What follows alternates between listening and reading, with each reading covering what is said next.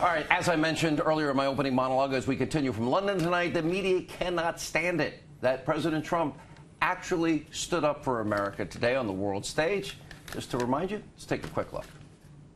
This is, you know, and again, fine. And I don't want to make light of this, but this kind of diplomacy looks like Hulk smash. Call Germany a captive of Russia is the most inflammatory language I can imagine. It's the latest example of how the Trump doctrine includes driving a wedge in the world order by upending Democratic-led institutions in place since after World War II. I think he went there determined to poke his allies and to demand not only more spending, but to insult Germany. What's going on here? Is there any possible reason to believe this is good for the world?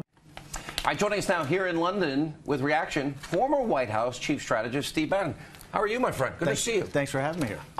Live in London. Live in London, in the middle of the night. Sir. What is it, 2:30 in the morning? Or middle of the night. Something like that. All right, let's go. Today was historic. Yes. It was the right thing to do, pitch perfect, and I don't think anybody ever laid out those numbers. And Sean, look at the meltdown on the mainstream media and the permanent political class of both parties. The never-Trumper national security apparatus, right, and also the left. You know, they have said for years how disruptive Trump is. Here's what he did. Think about the speech he made in Warsaw last August. He said, our #1 priority is defense of Western civilization. And he actually talked at that time about what a problem Russian natural gas was going to be. I mean, for any other president been so provocative. He goes to NATO today, and he has a partners discussion to say, look, this alliance, I'm trying to make it stronger. I want allies. I don't want a protectorate. The problem is what NATO's turned into is a protectorate. You can see it in those numbers. And by the way, astonishing. It's not just for the American people should understand. It's not just that Germany's only paying 1.2% of their GDP when they're positive in their they're positive in their budget. They got plenty of cash. It's only 1.2%. But if you look at where they're spending it on, it's not on equipment. It's not on readiness. It's not on interoperability for NATO. There was a report out the other day that 128, I think, German combat aircraft. Only seven are prepared to be fully operational right now. What President Trump said today is that, hey, the key to the Trump doctrine, no more managed decline. The elites in the world manage process to unacceptable outcomes to citizens. And he's saying, hey, we're not doing that anymore. I'm going to have a partners discussion. You need to pay the 2%. In fact, he said, instead of waiting to 2024, if you look at what the threats are today, you need to step up and pay it today. And by the way, if you don't pay it, you should be in arrears. And all the guys who said agree with that. Trump is not engaged. Trump's an isolationist. This is what are you talking about? This is total engagement and treating people like adults. Everybody comes over to NATO before or to Europe. And they have all this highfalutin talk. But they only like apology tours, Steve. They only like a weak America. They only like billion sent to Iran. But even people on the Republican side have come over here and just had platitudes. Right. Trump is a practical, pragmatic businessman. And he's saying if we're to make this alliance work, people have to step up, okay, and participate, fully participate as far as the 2% go. And it can't be 10 years. It's got to be today. I think, and this is one of the things that Trump drove. President Trump, remember, did $30 billion increase when we first got there just for readiness. And today, after these things in the morning, they had the readiness briefings. I believe President Trump came out and said, hey, I think they ought to think about 4%. He is into the details of what it takes to make this alliance work. But you look on to the mainstream media, and it's in full meltdown. This is the first time anybody's had a partners discussion. Poland is doing the opposite of Germany. They refuse to be dependent on Russian energy sources. When you talk about Germany, literally, if Putin's a hostile regime, Russia is a hostile regime, or Putin a hostile actor, and you're going to put 70% of the lifeblood of your economy in his hands and give them billions of dollars, and NATO, in part, is designed to protect against any hostile regime like Russia, it just defies all common sense and logic, especially knowing the depth of American resources with energy.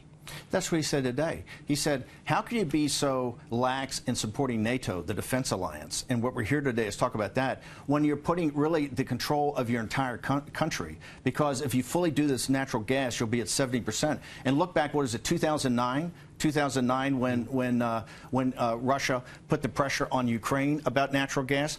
People have seen before Russia do. Like I said, he talked about it in Warsaw last year. He brought it up today, and nobody has really gotten in the Russians' faces like this. I mean, he called out Germany, but he also called out Russia. So I don't know what we're seeing today. How nervous? You did not like what you heard. He's basically saying, don't do this. I think that kills the Russian economy. I think if you're Putin, you're sitting there going, hey, this guy is the leader of the West. He's laying out very methodically what it takes for the defense of the West, that they have to have an alliance that works. They have to have an alliance that works militarily. They can't be any more games. You know, President Trump's got a great saying, no more games. And today he said, no more games. Here's what we're going to do. We're going to pay for it. And by the way, you can't, if you're beholden to Russia, you're strategically going to put the entire alliance in jeopardy.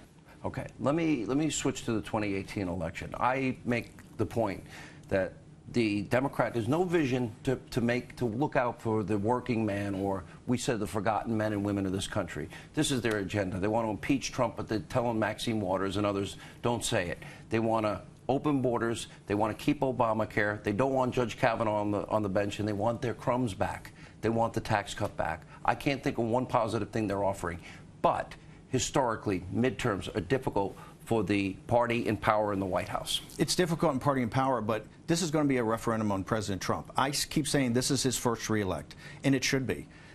They're running away from saying impeachment now because they understand impeachment galvanizes the deplorables. It galvanizes the base.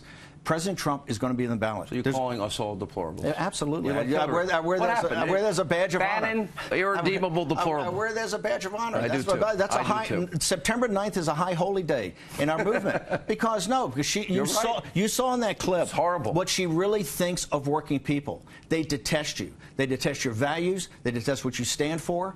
And that's what Trump speaks to the American people.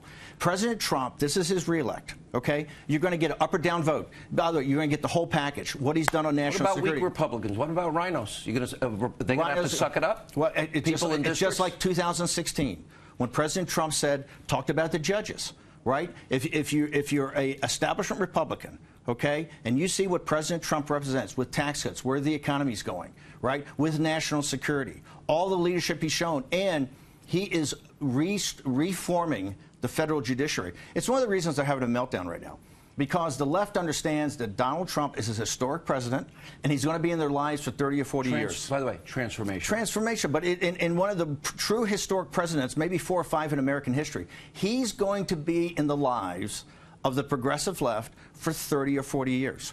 The way he's redoing the federal judiciary in a very methodical process, right, to go to people who have a lot of written opinions, to go to originalists for the Constitution, it's going to have dramatic impact. I think that's why you've seen the meltdown. Where's Kavanaugh's originalist? I think Kavanaugh is a tremendous pick. Trust the process. I think he's a tremendous pick. It's great to see you in London. Great. Good to see you.